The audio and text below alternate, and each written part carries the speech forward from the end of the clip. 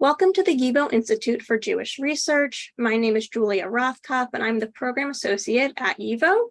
Today we have Sonia Gollance and Josh Lambert joining us to discuss Sonia's book, It Could Lead to Dancing, Mixed-Sex Dancing in Jewish Modernity. For those who do not know YIVO, we are a very special place for the celebration, contemplation, and exploration of Yiddish and Eastern European Jewish culture. We are located in New York City, where our library and archive contain over 24 million documents and 400,000 books. These resources are used by researchers from all around the world. We also have lots of classes on Yiddish language and culture, exhibitions, and public programs just like this one, where we aim to bridge the worlds of Jewish culture and our vast library and archival collections. We are very excited to have you all joining us for today's book talk. Sonia Gollance is lecturer in Yiddish at University College London. She is a scholar of Yiddish studies and German Jewish literature, whose work focuses on dance, theater, and gender. Her first book, It Could Lead to Dancing, Mixed-Sex Dancing in Jewish Modernity, was published by Stanford University Press in 2021. Previously, she has taught at various universities, including the University of Vienna, the Ohio State University, and as well as the University of Göttingen, Germany. She received her PhD in Germanic languages and literatures from the University of Pennsylvania and her BA in comparative literature and Germanic studies from the University of Chicago. And we also have Josh Lambert joining us today. He is the Sophia Moses Robison Associate Professor of Jewish Studies and English and Director of the Jewish Studies Program at Wellesley College. He's the author of The Literary Mafia, Jews, Publishing, and Post-War American Literature, and Unclean Lips, Obscenity, Jews, and American Culture, as well as co-editor of How Yiddish Changed America and How America Changed Yiddish. And now I will hand it over to Sonia and Josh. Well, thank you so much, Julia. And thanks for setting this up. It's always fun to do this, and particularly because I get to ask the questions that I want to ask someone and that it's awkward to ask them if we're just hanging out. So, I mean, Sonia, I've known you for a long time. I've been reading your work for a long time. And I thought, because, this is the paperback edition, but this is your first book, it might just make sense to start with how you got on the track to being a scholar of Yiddish and German, literature, cultural history. Like how did that start for you? Why did that become the focus of the work you do? Well, thank you. And it's really great to be having this conversation with you because as you mentioned, we've known each other for a while, and actually it's very fitting that we're speaking here at a YIVO Institute event because we actually met when we were both studying in the YIVO summer program years ago. But so I got started on this path because I wanted to learn Yiddish. I had just started high school, and I had an older relative, the younger brother of my great-grandfather, who had functionally been a great-grandfather for me. And he had been born in 1905 in what's now Belarus. And he told me I should learn Yiddish, which was the language that he grew up with. This was my Uncle Peter, and he's one of the two uncles that the book is dedicated to. And so when I heard him say that I should learn Yiddish because it was a very expressive language, I was already interested in genealogy and family history. And I thought, I'm curious about learning all sorts of languages. Why not add Yiddish to the list? And that kept being something in the back of my head. And so when I was in high school and I decided that I didn't want to continue with French, but I did want to study another language, I wasn't sure how to go about learning Yiddish, but my high school did offer German. So I decided to take German. And I really fell in love with German, and I got really interested in the idea of German modernism. I had considered studying history, but I didn't know really that cultural history and social history existed. I had thought I would do something involving ancient history, and I remember taking a class on the Assyrian Empire, where we were reading lots of royal inscriptions. And I was like, I want to learn about the pulse of the people, what they care about, what would make people excited or anxious. And I thought maybe literature is the way to go about doing that. And I spent the summer after my first year in university in Berlin, and I was just really intrigued by the idea of the dynamism of modernism. And at this point, I had already taken one Yiddish literature class in translation with Jan Schwartz, who was then at the University of Chicago, and then subsequently was at Lund University in Sweden. And I was just really intrigued by this. So then when I found out about the Yiddish Book Center, I decided to apply for an internship. I mean, at that point, I was also continuing with German, and I was interested in German modernism and how it related to Jews. And then I started taking Yiddish formally at the university, at the YIVO book, at the Yiddish Book Center, and then at the University of Chicago, also with Anna Schwartz. And I was just really intrigued by all the possibilities to study things and ask questions that maybe hadn't been approached before. So I really got caught up in this whole romance of finding out about Yiddish culture. And at the Yiddish Book Center internship, in addition to taking Yiddish language classes in this summer program, we also took Yiddish culture classes. And from the beginning, I was learning about the idea that the gender was part of it, and like Yiddish could be this space for looking at these sort of like rebellious narratives. So I had classes with Naomi Seidman and David Schneer. And so from the beginning, I was just like learning about ways that I could approach Yiddish literature in this way. And so these pieces sort of came together as that I wanted to do something involving Yiddish and German. I ended up deciding that I wanted to pursue a PhD, and also thinking about gender questions and how gender and choices that young people made about who they would marry and what kind of families they would make, and why that was a source of great concern for these modernist writers. All these things became part of what I wanted to study. And so then it just became a question basically of how the dance piece would become part of it. I should also mention that I did, when I decided to turn to literature, I turned to comparative literature as a way of looking into German and Yiddish. And so when I was thinking about the modern Jewish experience, the idea of just limiting it to those two languages, even though I was thinking in a Germanic languages context for a lot of my studies, it seemed that it made sense to bring other literatures, including Anglo-American literature, into dialogue with these questions that were happening in German and Yiddish. I mean, what makes sense to me about the story you told and the sort of work you do is that I think for some people, literature is like this sphere that's separate from, social life, that sort of has its own, that is just sort of maybe distinct or separated. But my feeling is that what you're doing often is using literature as a window into social history, and vice versa, right? Like thinking about how social history can open up a literary text for us. And I think that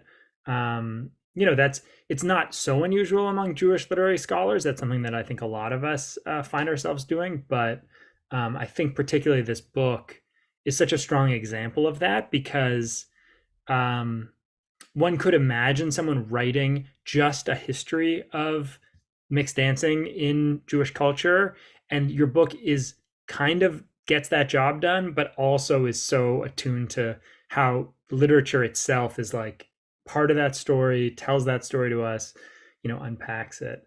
The other question I wanted to ask you though, and I think is related in the sense that a lot of literary scholars, I think there is a prejudice that we can say exists among literary scholars against kind of embodiment and thinking about embodiment in the kind of way we think about cultural history, that, not accidentally, a lot of literary scholars are very textual and very wrapped up in abstraction.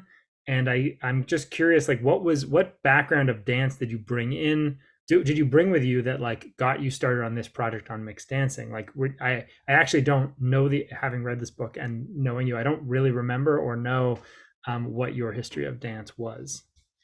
So a lot of the methodologies that I use come from this emerging field called literary dance studies, where you look at literary descriptions of dance in literature. And that's something that's particularly prevalent in, I mean, to the extent that it's prevalent anywhere, in the study of 19th century British literature, especially Jane Austen. And so one of the things that I wanted to contribute was showing how Jewish literature can add to this story.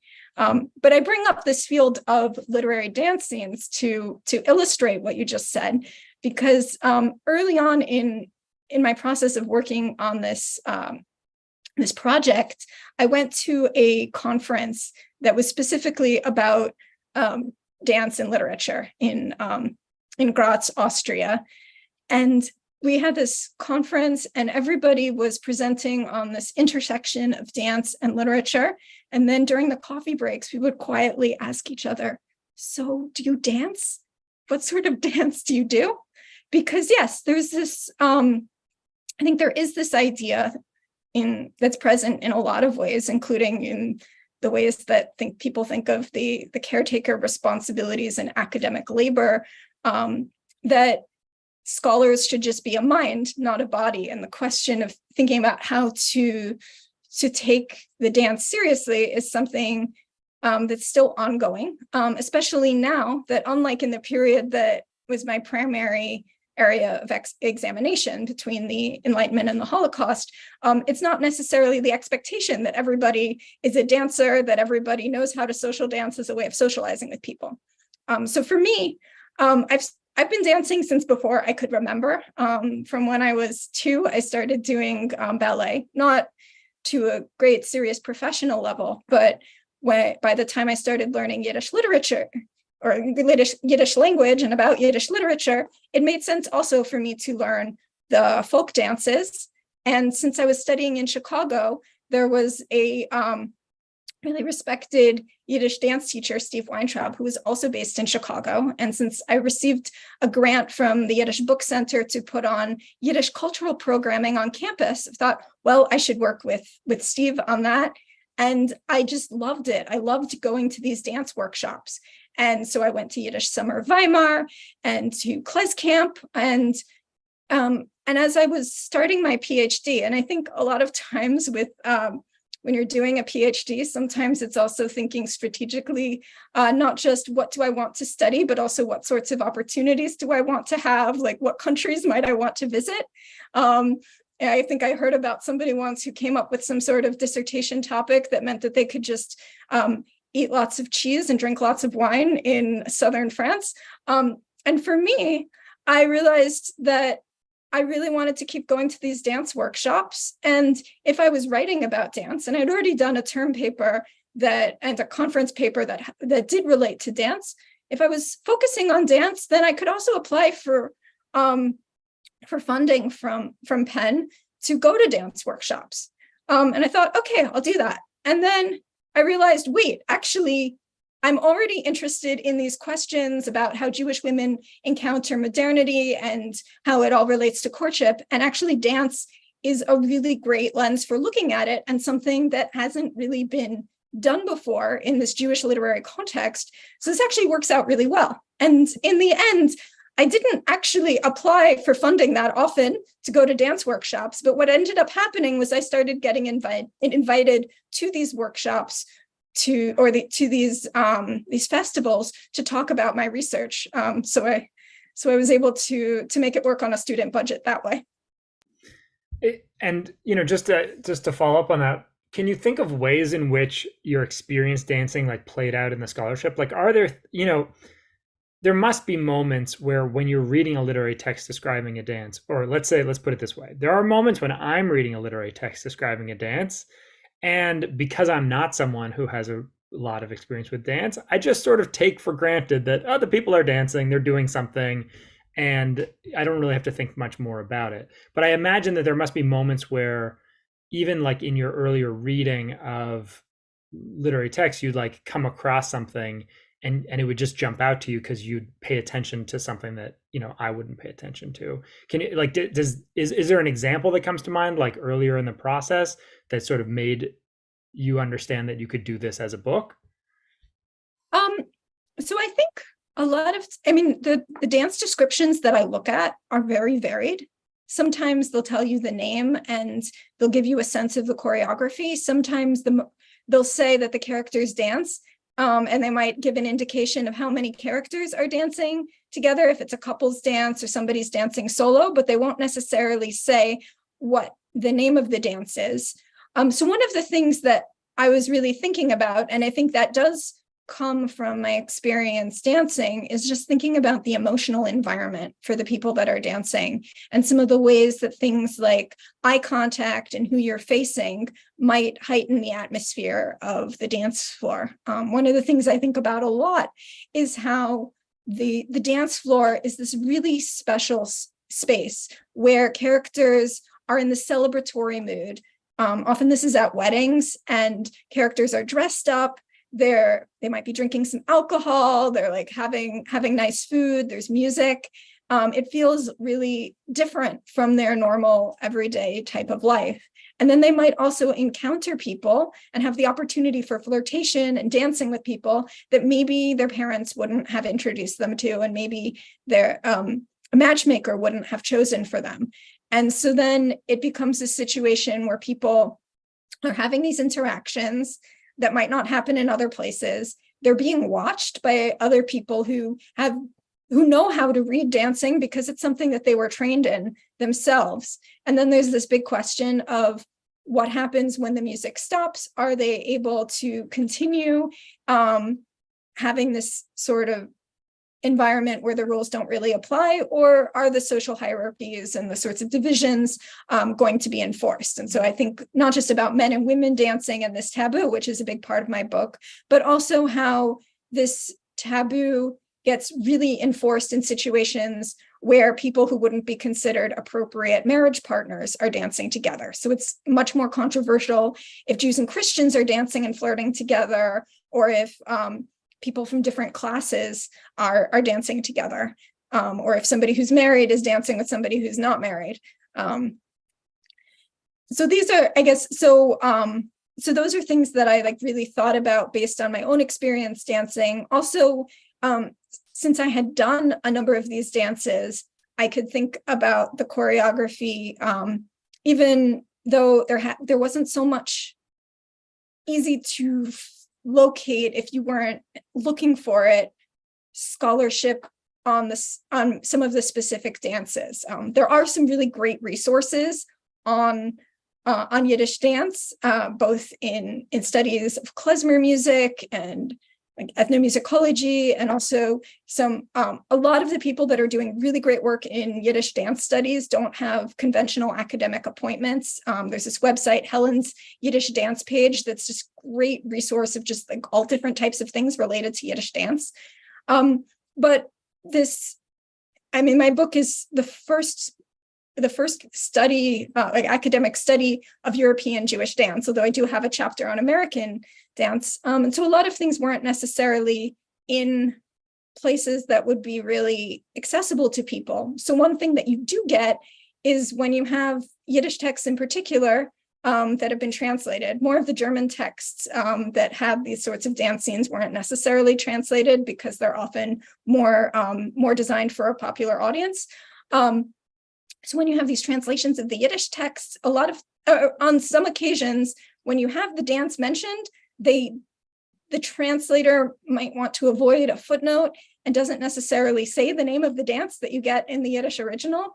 And that's the sort of thing that I pay a lot of attention to, and that I think about a lot when I'm trying to interpret these scenes myself. But translators sometimes are thinking about it in different ways, because like often you want to avoid footnotes, and it might have been less than straightforward for readers to find out what the dances were originally. Okay, so we'll talk a little bit more in a minute about sort of some examples of like these readings that you do. But first, you brought up the taboo on mixed dancing in Jewish culture, and I think it might be helpful for some people for you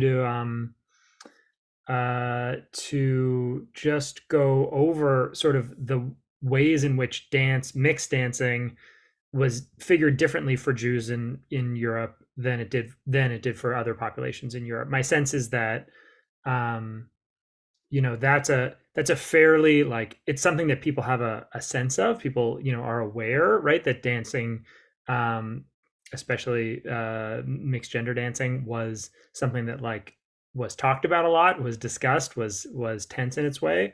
But yeah, I'm not sure that people know to the same degree like how conventional it was or wasn't to do mixed dancing in non-Jewish, European culture. So why don't you say a little bit about just that social history as the background for the literary studies you do? So thank you. One of the things that I found really interesting was that dancing is seen as potentially dangerous for both Jews and non-Jews. And so you get Christian theologians that were concerned about mixed dancing between men and women. I open up the introduction with a joke, but it could lead to mixed dancing, which also inspires the title of the book. And one of the things that I found out was that this is a joke that Jews use, but it's also used by Baptists and other religious groups.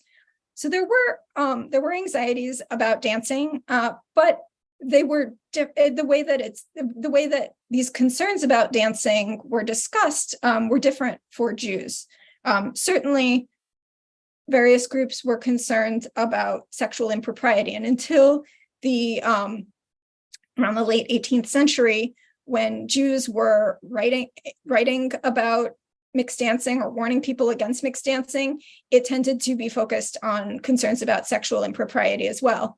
But at the same time that Jews had the opportunity of becoming acculturated, of becoming part of non-Jewish society, that you also get a different type of discussion about the dancing. And there are concerns that Jews are going to be dancing in ways that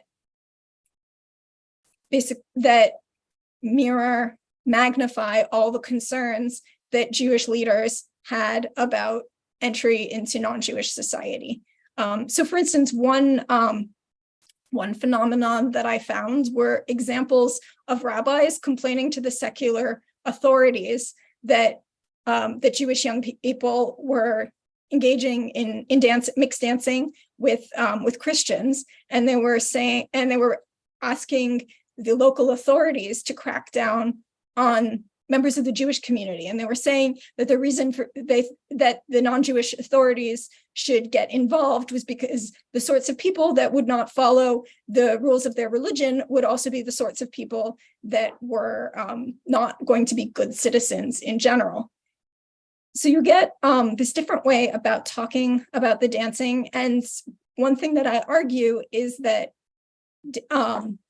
that mixed dancing becomes a metaphor for the way that Jews were talking about modernity more generally. And so things like secularization, urbanization, immigration, the changes in how marriages were set up. So going from arranged marriages to love matches. And so I discuss this in the more social history or cultural history components of my book, but also in literature, you have writers who are engaging with these concerns because for a lot of literature, they show the sorts of things that people want to read and reflect the things that they find both pleasurable and scary.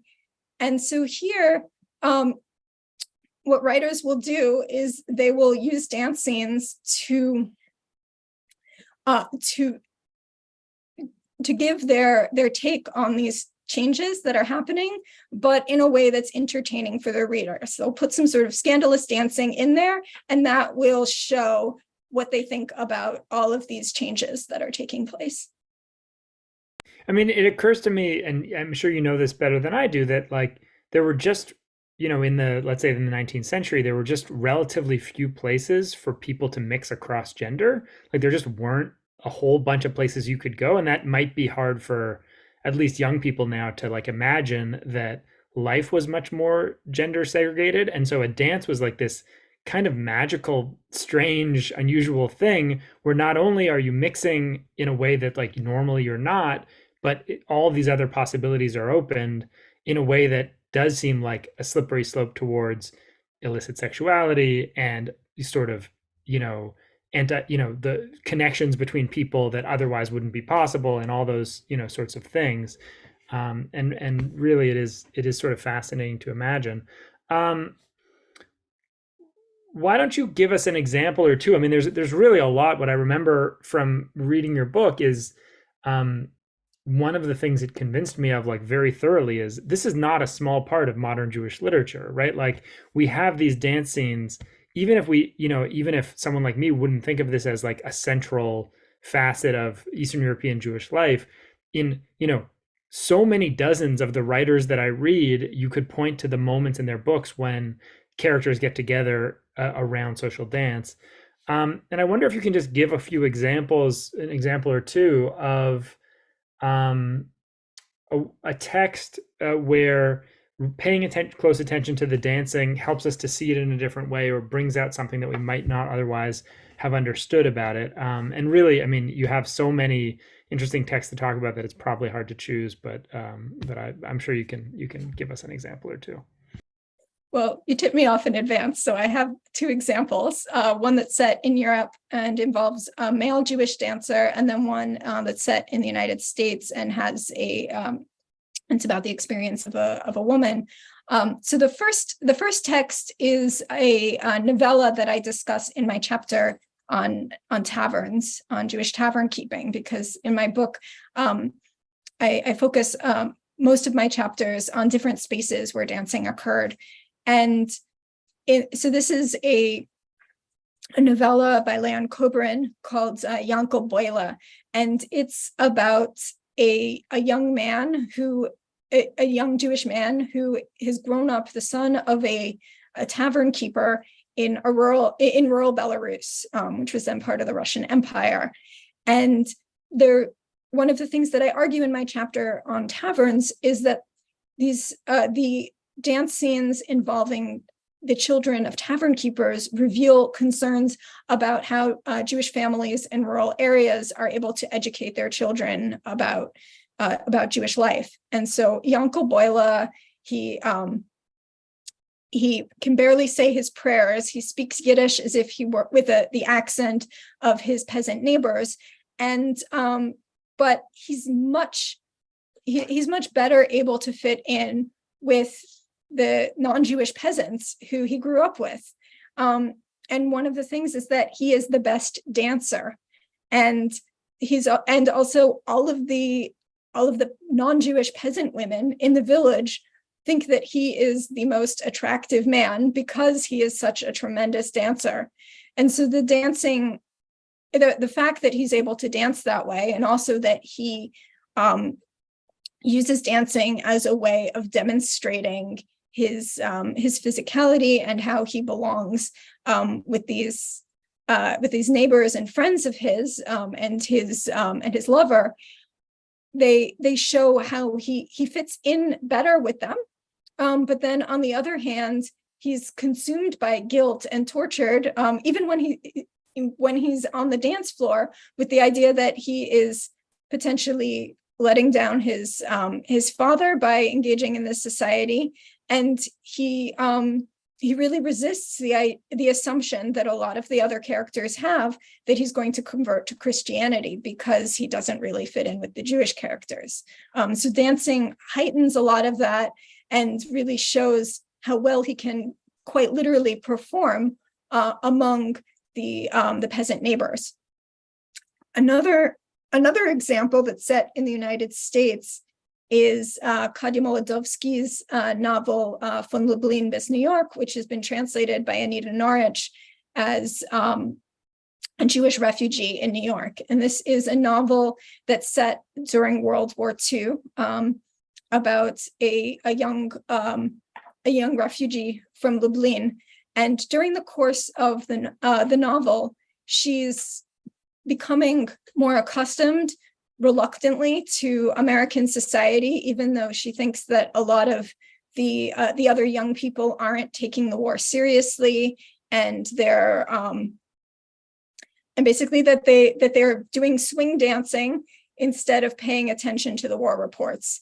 And she is very aware that her family in Europe is suffering, and she doesn't know how they're suffering, but they're definitely not dancing. This is something that she makes clear. And since she's in the year of mourning for her mother, who was killed in the German invasion of Lublin, she doesn't dance. And this is one of the last things that happens in her transition to becoming American, is that finally at the end of the novel, she is willing to dance, when for the up till then she's been resisting it, and that's seen as a stubborn reminder of her Europeanness and how she doesn't quite fit in with the other young people who she views as not taking the suffering of European Jewry seriously.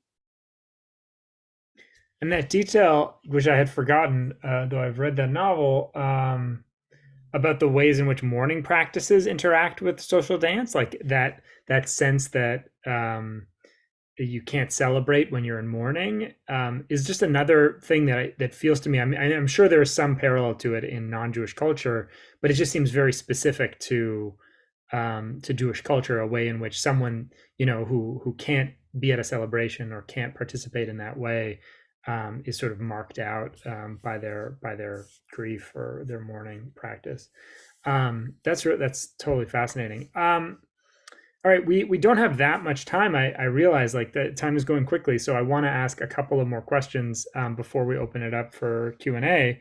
And as someone being an Americanist myself, I'm one of the things that interests me in your project is that it seems to me that for a while, probably for at least a couple of generations, in the US and other places, social dancing has become like sort of so integral to how Jewish life happens that if you go to a bar mitzvah celebration, if you go to a wedding, if you go to a Jewish summer camp, if it's there might be some prohibitions on mixed dancing at Orthodox versions of all those things, but at most Reform, Conservative, Reconstructionist, other Jewish events, there's going to be mixed dancing as a kind of centerpiece to the event. And so I think that there's a degree to which like it's a very central part of Jewish life now, but I'm not sure it's one that we have like a real. I think if you asked a lot of American Jews about like what that dancing is doing for them or what its purpose is or what its meaning is, they might not be incredibly articulate about it. They would just sort of say it's just what you do at a wedding, or it's just what you do at a bar mitzvah. But I wondered if the sort of work you've done and the thinking you did for the book, can help us to understand a little more like anything about the way that social dance has become so central in Jewish life.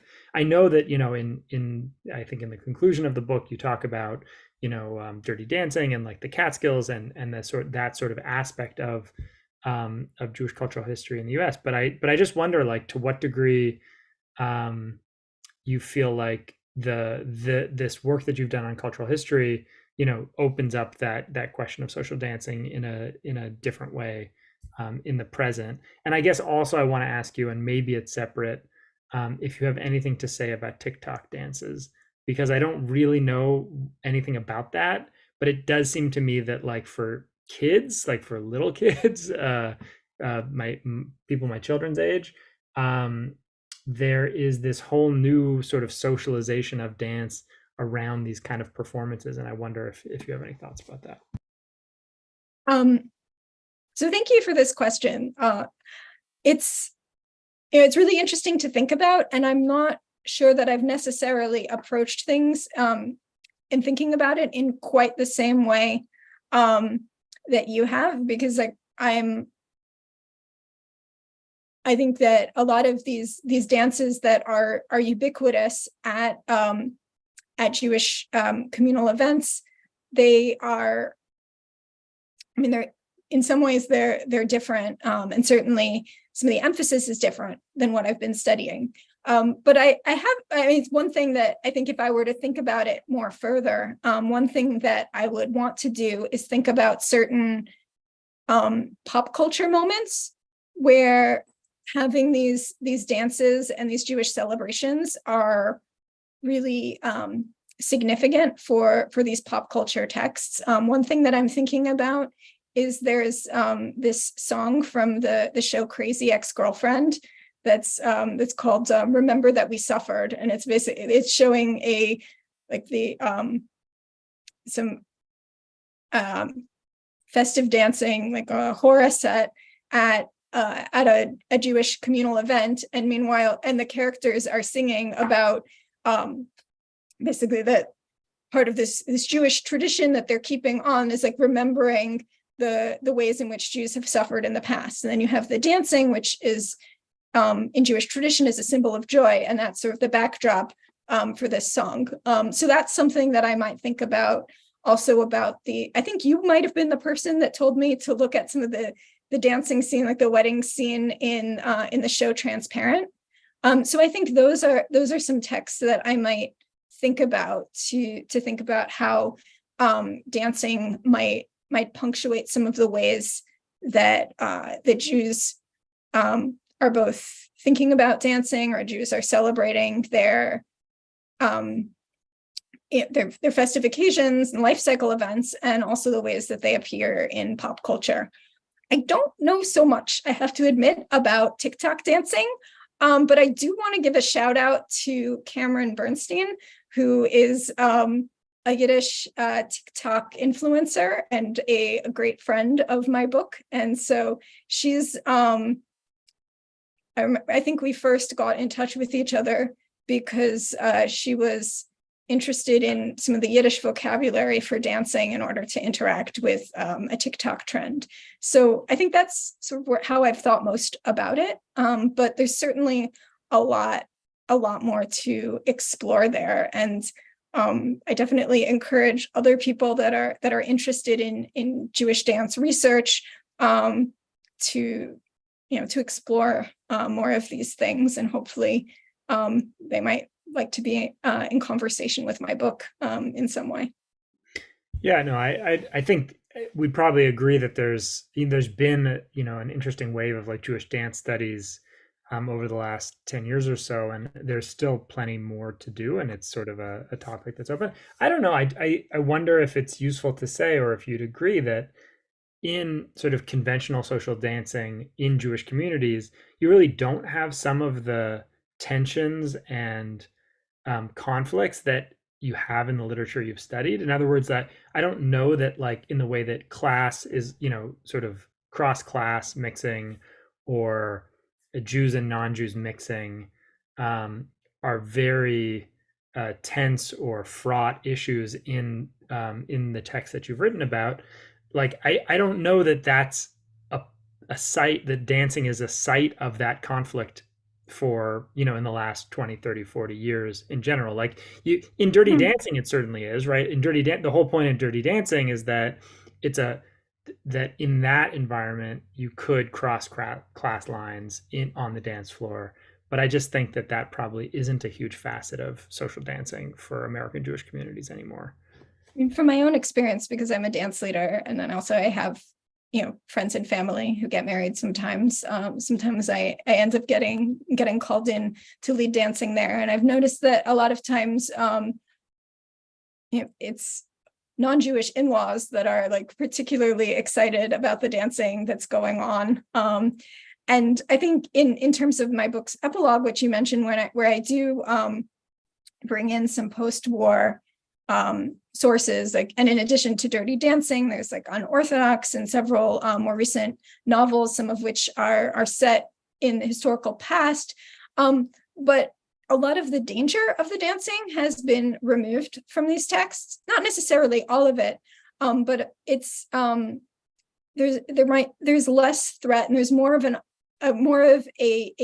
idea that couples that are not from the same group can have a happy ending, and that this will somehow get resolved. So a lot of the concerns that might be seen as incredibly problematic in some of the pre-war texts are not seen as being so dangerous in these more recent texts. And there's a way, I mean, I always think about, those kinds of social dangers in the past. There's a way in which there's a loss there, right? You can imagine how electric it was to be in a room where you could cross a boundary that would be, truly scandalous. And the fact that it's harder to imagine that happening now is maybe a loss for like the power of social dance in some way. I have found it kind of funny. I've attended certain Datilomi, or modern Orthodox weddings in Israel, where at a certain point, the mechitza, the divider between men and women, will come down. Sometimes that's also when the cigarettes come out. And so it's sort of interesting to think about which of those divides might still exist and how they might disappear. And then, as you say, how that might mean that some of the heightened feeling that people might have when there was this real sense of a taboo might not exist in certain spaces. Although, of course, there are certain communities where the taboo of mixed dancing is still very prevalent, and in some ways maybe more strictly observed or more consistently observed than was sometimes the case in the past. Yeah, that's certainly a fascinating thing to think that the taboo in some places has gotten stronger. Okay, I think I have just time for one last question, and then we'll open it up for Q&A. And I just want to give you a chance to talk about what projects you're working on next, because obviously the book is out in paperback. You've been talking about it for a long time, and I know you're working on new stuff. So thank you. And this is also a great opportunity for me to plug a future YIVO event. So my main project right now is women who wrote plays in Yiddish. When it comes to feminist scholarship in Yiddish, it's often been related to particular genres. So starting in the 1980s and the 1990s, there was scholarship started on poetry, and then you get more translations of short stories, and more recently interest in novels and newspaper writing. But there hasn't been as much on plays. It's only been in the past year that we've had published translations into English of Yiddish plays by women, which is very exciting. If there are earlier translations into English that I don't know about, I would love to hear about it. But as far as I know, it's only been in the past year that we've had 2 translations published online. And next month in November, we're also going to get a book with 3 translations, which is great. To my knowledge, there's only 2 academic articles about plays by women, one by Deborah Kaplan, one by myself. And so I realized through my work with the Digital Yiddish Theater Project that there just wasn't so much awareness, although there certainly is some, and there are people who have been doing readings. There was a series by the Volksbühne Theater with readings of Yiddish plays by women. But this is a subject that's really on the cusp. And so this is what I've been working on. And as part of that, I'm doing a translation of a play by Tea Arciszewska, who is a Polish modernist Yiddish writer. He was in the circle of I.L. Peretz in the early 20th century. And she also was the founder of an avant-garde theater company, the Azazel Theater Troupe in Warsaw. And then she began writing this play in the 1920s that was in response to the pogroms that were in Eastern Europe, primarily in Ukraine, following World War I. And it was particularly about the experiences of children. And she worked on this play for several decades. It didn't get published until the 1950s. And at that point, it was really celebrated by her colleagues. It won a literary prize, but as far as I know, it was never performed. So the play is called Miriamel, and it's understood either to be about pogroms or about the Holocaust by the time it was performed. And it has this really fantastic protagonist, Miriamel, who's a 13 or 14-year-old girl who's an orphan, and she's described as having a mental illness, but she's kind of a prophetess figure. And actually she tells prophecies. She also speaks a lot in rhyme. I'm trying to keep the rhyme. And she She says morbid things that scare the other children, but she also can be very tender, and she has a crush on the rabbi's handsome son. And at the end of the play, she leads the children to Jerusalem from Warsaw, or at least that's what she claims she's doing. So I have a translation of this play that I'm going to have 2 staged readings of this spring, in March in London and in April at YIVO in New York. So that's the main thing that I'm working on right now. I'm also I'm planning on writing an academic monograph that has to do with Yiddish plays by women, probably focusing on the Schomer family. So this family that was really involved in Yiddish melodramas, and the writer Schomer, notorious writer of these Yiddish melodramas, had 4 children who survived to adulthood, all of whom were very involved in American Jewish institutional life, and all of whom wrote plays. And I'm particularly interested in 2 of the daughters who wrote plays together, Miriam Schomer's Zunzer and Rose Schomer Botulus. And I'm slowly developing a project that has to do with dance and German anti-Semitism.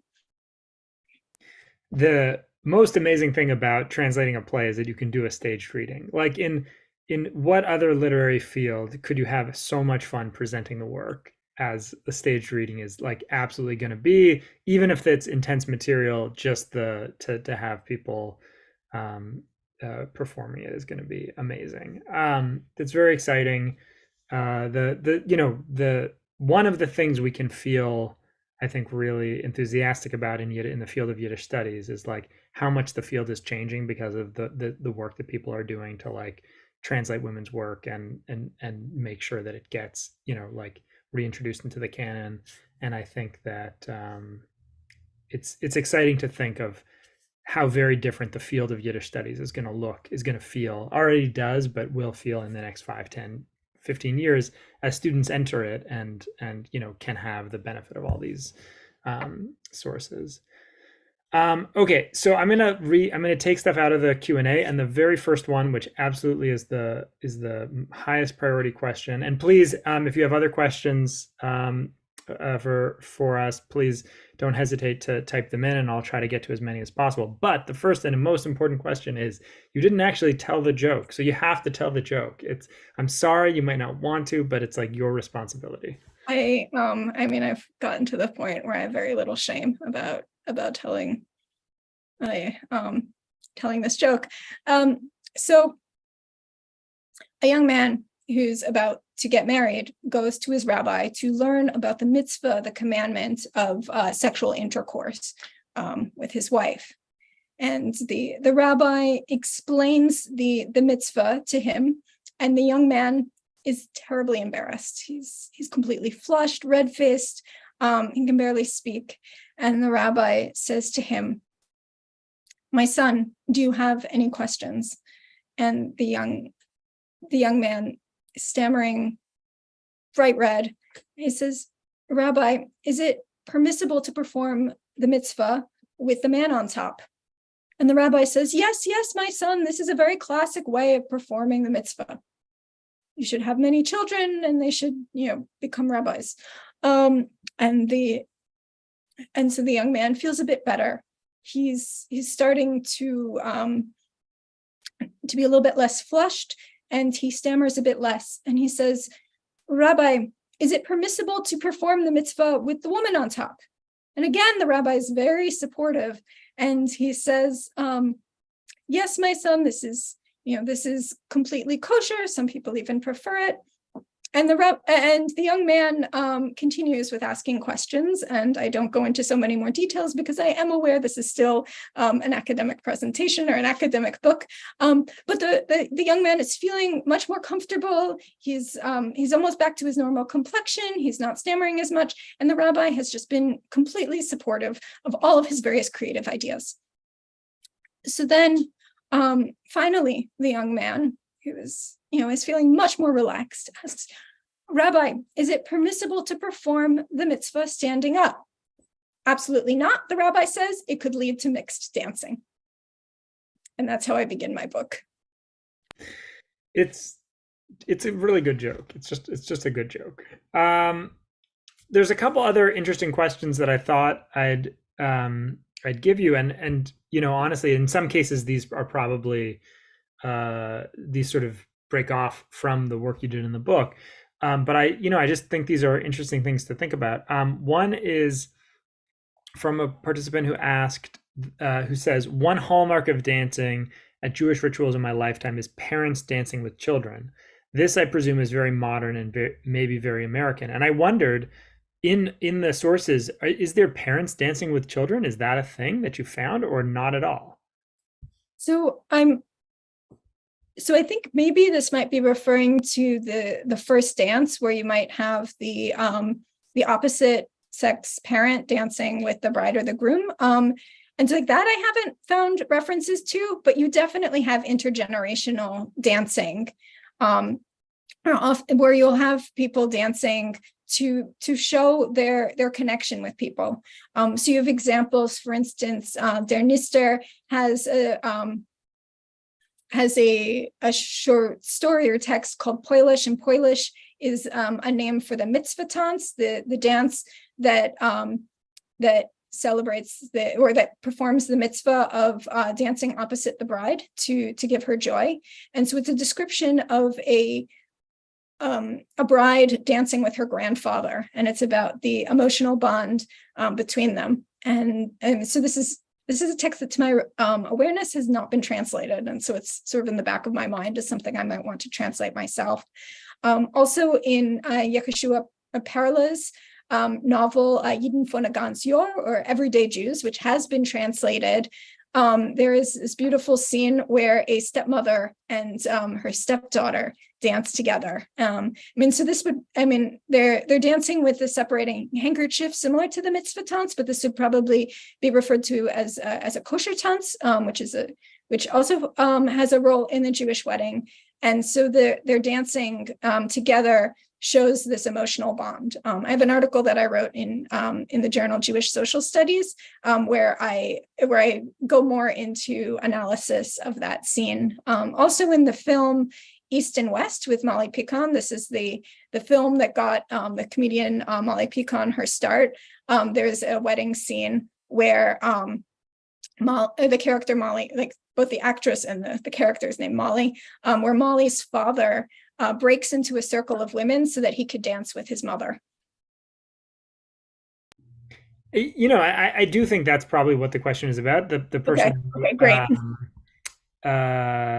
Home movies show me dancing with my dad and my brothers at bar mitzvahs, and it's and I do think that in community spaces, like parents dancing with their children is just this like sort of sweet thing that it's not about any kind of like exciting or illicit social mixing. It's just about the pleasure of being together and like sort of moving together, something Absolutely. Like that. Yeah. I mean, so much about dancing is about reinforcing bonds of community. And absolutely people do that with their families. That actually is maybe a good connection to this other question, which is a little bit more complicated, but someone wrote in to ask about the relationship between mixed sex dancing and Zionism, which is really not the the centerpiece of your book necessarily. But I want, they wrote in the question, is it similar to the role of Hungarian literature and poetry as a trigger of nationalism, Magyarization in the 19th century, right? So there's these ways in which like these social practices are very often connected to like rituals of like national belonging or other kinds of other kinds of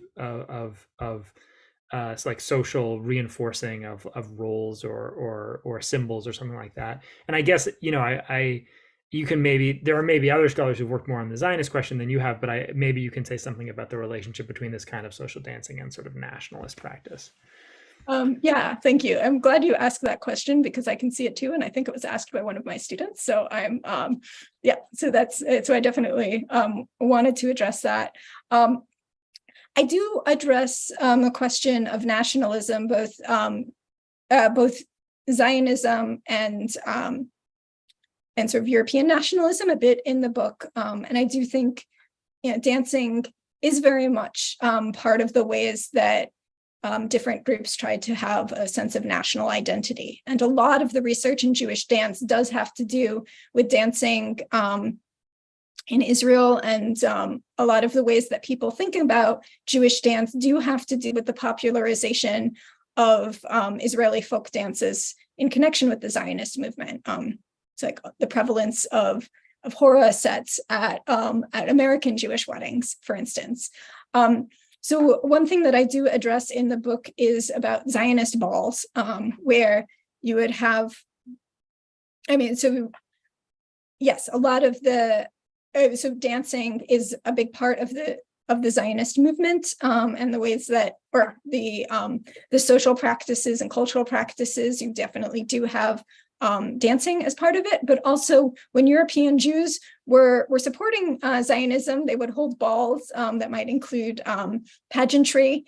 And one thing that I found ironic in my research was that sometimes these balls would have bourgeois European social dances that maybe a lot of Zionists would actually object to. And characters in this one novella that I discuss in more detail actually don't really seem to explicitly see a problem with that.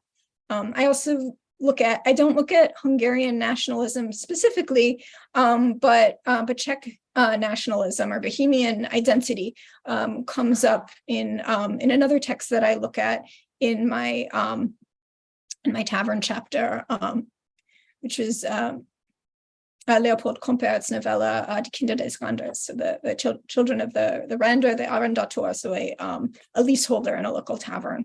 And so there's a scene where a Jewish man participates in Bohemian folk dancing with a friend of his to show that he can be a real Hussite, which means basically that he is a real Bohemian man, even though he's Jewish. Okay, I think there are a few other interesting questions, but and if you saw one that you really want to answer, just ignore me when I ask this question.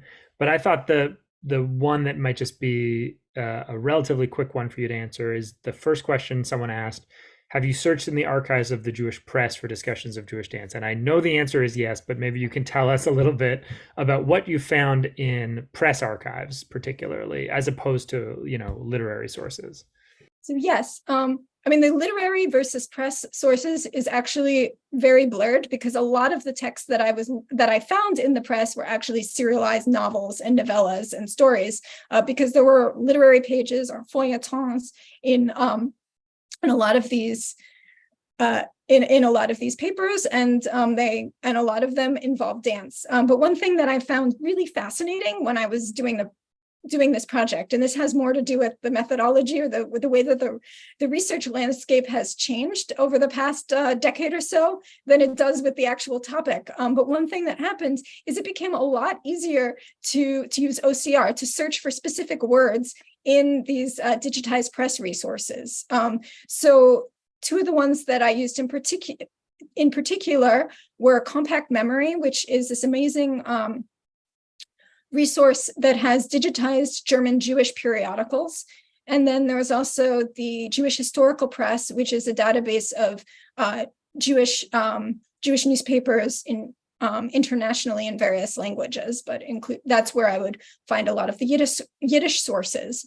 And over the time that I was working on it, it became a lot easier to look for the word dance in various languages and to find things. And then it became a lot harder to look at all the things that would come up, because there were just so many, and these tools became a lot more sensitive. So it's been really interesting thinking about how some of the ways that I approached this research, both in terms of newspapers, but also in terms of books, with the Spielberg Digital Library of the Yiddish Book Center, how it just became different in ways that made certain things easier, especially during the pandemic, and certain things harder because of the volume of potential directions to look.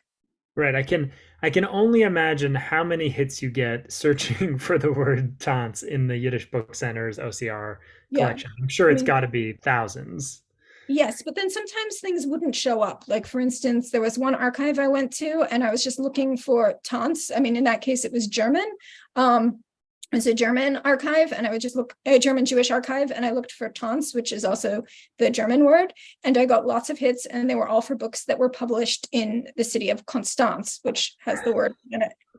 So one of the things I'm really hoping for in this research is that that people will just be more aware of dance as this important aspect of Jewish life. I found a lot of social histories didn't necessarily have dance or balls mentioned in the indices, so I would have to look for things like weddings or music in order to find references to dance practice. And I'm hoping that that might change a bit as a result of my research. Yeah, I mean, certainly that's the hope, right? Just that people will recognize how big a part of, you know, modern Jewish culture this has been, and find ways to understand it as part of the social history and cultural history. Thank you so much. It's been great to chat with you about the book. I want to just tell everyone who's still listening, who's still with us, it's a wonderful book, deeply learned, you know, fascinating in every way. And I hope if you've enjoyed hearing us talk about it, you'll get a copy and read through it. Thank you so much.